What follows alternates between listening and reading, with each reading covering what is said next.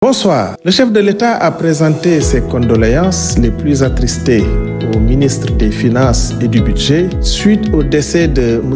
Abdou Diouf, directeur général du budget. Abdou Diouf fut un brillant inspecteur du Trésor, d'une compétence et d'un professionnalisme unanimement salué. Qu'Allah l'accueille dans son paradis éternel. Le président de la République salue l'excellente organisation de la Semaine nationale de la femme. Il félicite le ministre de la Famille et des Solidarités à cet effet. Pour encourager l'excellence, le chef de l'État a décidé de créer la médaille Gaïndé de la performance. Cette distinction honorera les citoyens sénégalais ayant contribué de manière exceptionnelle au progrès et au rayonnement du Sénégal dans divers domaines tels que la santé, l'éducation, la technologie, la culture, l'économie, l'environnement. Elle sera décernée à titre normal ou exceptionnel selon les mérites. Le président de la République réaffirme son engagement pour une gouvernance transparente des ressources naturelles. Il demande aux ministres concernés de renforcer les actions de l'initiative pour la transparence dans les industries extractives et de veiller à la publication régulière des données économiques, des audits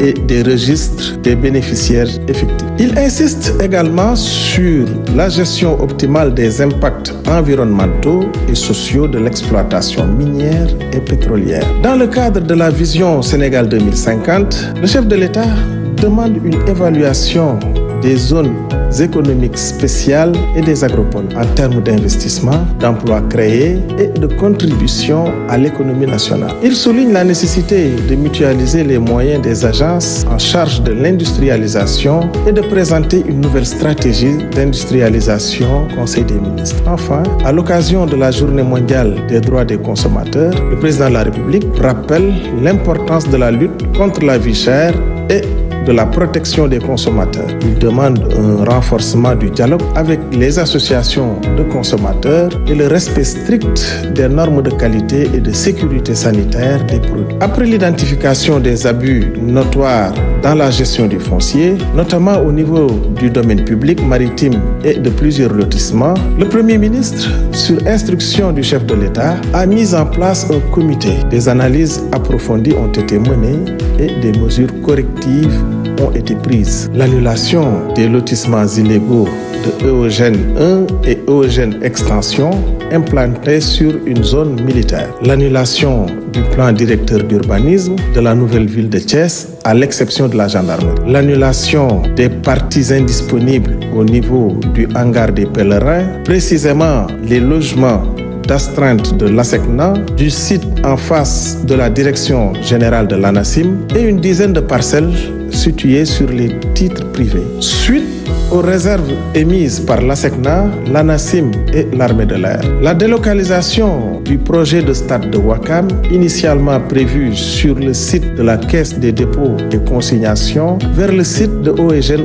1. Le rétablissement de l'intégrité de l'assiette foncière de 2,8 hectares du tribunal de Guédiawaye en annulant tous les baux concédés. L'annulation de toutes les attributions sur la zone comprise entre la plage et la route des PUD de Guédiawaye et Mali. L'annulation des morcellements autour de la station d'épuration de Guédiawaye. La suspension des attributions de parcelles à Ndiébène Gandiol à Saint-Louis en attendant l'élaboration d'un plan d'aménagement concerté. Par ailleurs, la décision a été prise de maintenir sous réserve de mesures de correction une partie du lotissement du hangar pèlerin, de la BOA, du recasement 2, du PUD de Guédiawaye et de Malika, de Bourkat, Ndiébène Gandiol, de la Pointe-Sarène et de EG-Boss. Pour garantir la transparence, un processus de vérification des attributions a été mise en place au DGESCOS pour les titulaires d'une seule parcelle et au niveau de la primature pour les personnes